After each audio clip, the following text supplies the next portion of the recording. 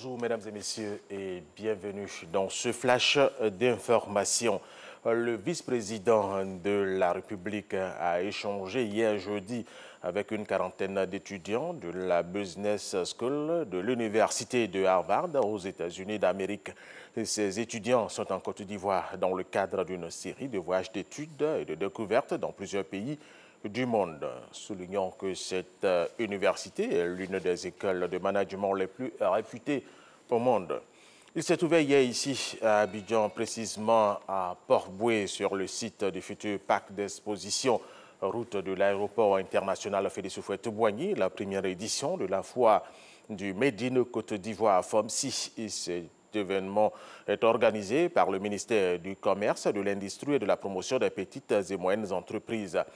Objectif du FOMCI, encourager la production, la commercialisation et la consommation des produits fabriqués localement. Mercredi dernier a pris fin le dépôt de candidature pour les élections locales ici en Côte d'Ivoire. Après la réception des dossiers des candidats par la CEI, place à leur traitement, bien sûr, par la Commission électorale indépendante. Le constat de Sidonie Waka Davila. Bertin Ganin, secrétaire permanent adjoint de la Commission électorale indépendante, et sa collègue en plein examen de dossier.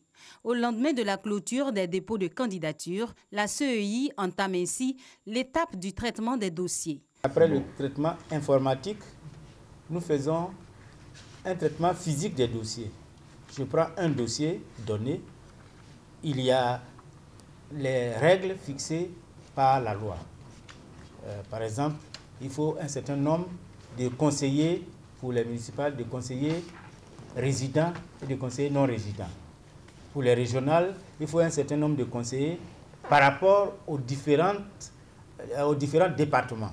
Donc nous examinons sur la liste si ces quotas-là sont respectés, malgré le traitement informatique, qui déjà auparavant aura vérifié la présence du candidat sur la liste électorale.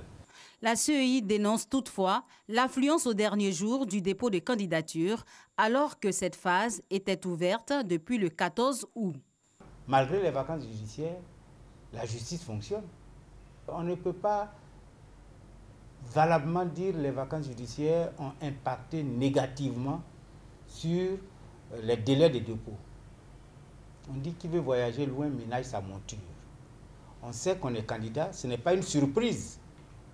Je pense que les candidats qui le voulaient bien devaient pouvoir s'organiser pour avoir les documents, étant donné que la date de péremption, c'est 3 mois au plus tard, après l'établissement, après la date d'établissement. Donc on a largement le temps d'établir les pièces. Parmi les dossiers réceptionnés au cours de l'opération, la CEI enregistre des dossiers incomplets. L'institution prévoit jusqu'au vendredi 31 août pour permettre aux candidats de fournir toutes les pièces ou informations manquantes. Concernant la prorogation souhaitée par certains partis politiques ou candidats, la CEI donne sa position. Nous agissons dans le cadre légal. Il y a un décret qui a été pris qui fixe la date de l'élection des conseillers municipaux et des conseillers régionaux. Et ce décret a fixé cette date au 13 octobre. Et c'est justement en fonction de cette date que la date butoir de réception des dossiers a été fixée au 29 août. Parce que nous devons recevoir les dossiers au plus tard 45 jours avant l'élection.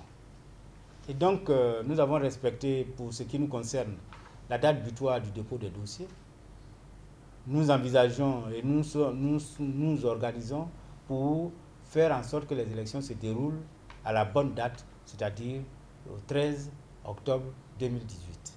Nous allons étudier les dossiers et le 7 septembre, au plus tard, nous allons publier la liste des candidats retenus.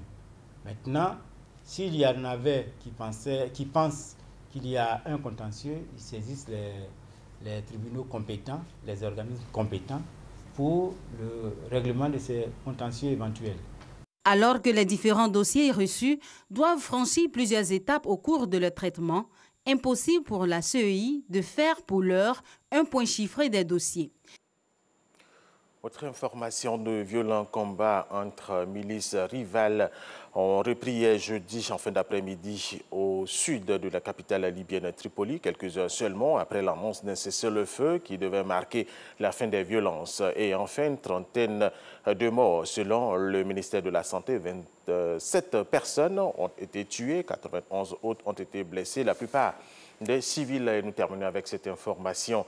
Le chef rebelle sud-soudanais Riek Machar a approuvé l'accord de paix final avec le gouvernement destiné à mettre un terme à la guerre civile qui ensanglante le plus jeune pays du monde. L'accord avait déjà été approuvé par Djouba hier jeudi. C'est le groupe de Riek Machar et des représentants d'autres factions qui l'ont approuvé. Voilà, c'est la fin de ce flash d'information. Merci de l'avoir suivi.